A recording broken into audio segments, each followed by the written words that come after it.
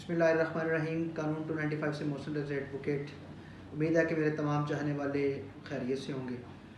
आज आपको मुबारक सानी जो कादियानी केस था, सुप्रीम कोर्ट में जो काजी फायज़ ईसा ने फ़ैसला दिया था, उसके पैराग्राफ नंबर 9 में जो एक इस्लाम के साथ तज़हीक खेज़ और इस्लाम दुश्मन एक उसने जो पैराग्राफ लिखा था, उसके बारे में तहरीक लब्बैक पाकिस्तान के प्लेटफार्म से जो कार्रवाई हुई है उसके बारे में आज आपको आगाह करना था।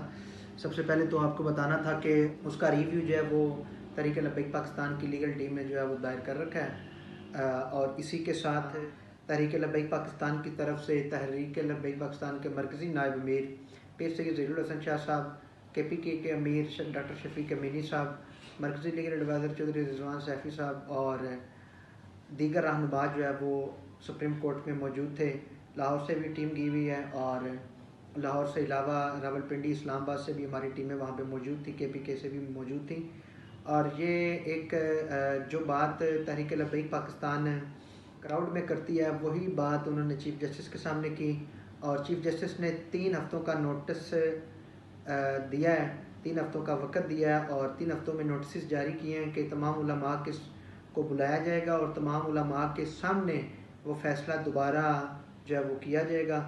और ये एक बहुत अच्छी बात है। और तहरीक लब्बैक पाकिस्तान जो है वो एक ऐसी जमात है जो ख़त्म नबूवत, नामूस रिसालत और कुरान पाक की अशात और कुरान पाक की हिफाजत और जो कुरान पाक के मामलात हैं उसको देखने के लिए हर वक्त मौजूद है। और तहरीक लब्बैक पाकिस्तान इंशाल्लाह अपने कारकुनान को और मुसलमानों को किसी भी जगह पे जो है वो अकेला नहीं छोड़ेगी। हिफाजत का ज़िम्मा तो अल्लाह पाक ने ख़ुद इस कुरान पाक का ले रखा है, मगर कुछ आइनी और कानूनी तकाज़े जो हैं उनको पूरा करना मुसलमानों का, कानून दानों का और उम्मत मुसलमा का भी फ़र्ज़ है। ये अल्लाह पाक के बाद अगर हमारे पास ये किताब आई है तो इसको बखूबी पढ़ना, इसके बारे में इल्म होना हम सब पे लाज़िम व मलज़ूम है। और इंशाल्लाह हमारे कारकुनान को मज़ीद इस तरह की बेहतर ख़बरें मिलती रहेंगी। और दोस्तों से गुजारिश है कि मेरे YouTube चैनल को सब्सक्राइब कीजिए, वीडियो शेयर कीजिए और लाइक कीजिए। अल्लाह निगहबान।